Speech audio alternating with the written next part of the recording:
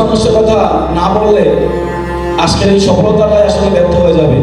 যারা আমার সাথে না থেকে আমাকে সহযোগিতা করলে,